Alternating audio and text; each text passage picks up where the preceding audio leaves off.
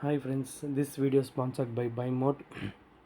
பைமோட்டில் உங்கள் வீட்டுக்கு தேவையான பொருட்களை நீங்கள் மிகவும் குறைவான விலையில் வாங்கிக்கலாம். இதில் பார்த்தீங்கன்னா உங்களுக்கு ஒவ்வொரு பொருளுமே டிஸ்கவுண்டட் ப்ரைஸில் கிடைக்குது ஃப்ரெண்ட்ஸ்.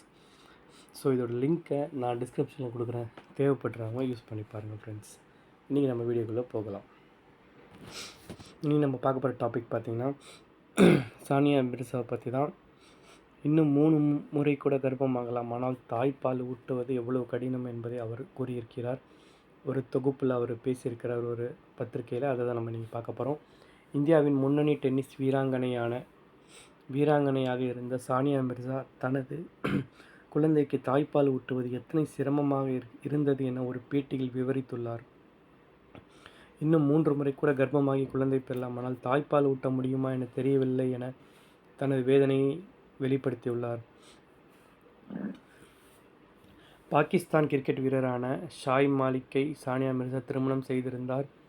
அவர்களுக்கு இஸ்ஹான் மிர்சா மாலிக் என்ற ஒரு மகன் இருக்கிறார். கடந்த ஆண்டு ஷாய் மாலிக் மற்றும் சானியா மிர்சா விவாகரத்து செய்திருந்தனர்.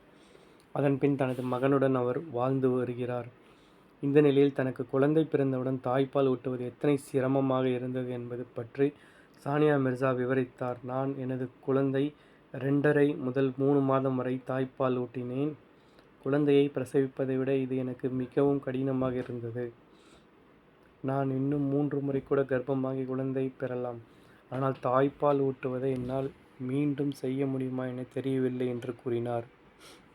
உடல் அளவில் அது கடினமாக இல்லை, ஆனால் உணர்ச்சி பூர்வமாகவும் மனதளவிலும் அது எனது சக்தியை உறிஞ்சுவதாக இருந்தது. வேலை செய்யும் பெண்ணாக நம்மை அது கட்டி போடுவதாக இருந்தது. குழந்தைகள் எப்பொழுதும் நம்மை சார்ந்திருப்பது மிகவும் கடினமாக இருந்தது. அப்பொழுது அதற்காக நாம் சரியாக தூங்காமல் நமது அத்தனை வேலைகளையும் குழந்தைகளுக்கு பாலூட்டுவதை சுற்றி அமைத்து கொள்ள வேண்டியிருக்கும். என்னால் முடிந்தவரை நான் அதை செய்தேன். ஆனால் 3 மாதங்களுக்கு பிறகு நான் குழந்தை நல மருத்துவரை சந்தித்தேன். நான் என்னால் ஆன முயற்சியை செய்துவிட்டேன். இனியும் என்னால் இதை செய்ய முடியாது என்று சொன்னேன். அவர் இன்னும் 1 மாதம் வரை முயற்சி செய்து பாருங்கள் என்றார். ஆனால் நான் எனது மனதை இழந்து விட்டேன் என்று அவரிடம் சொன்னேன்.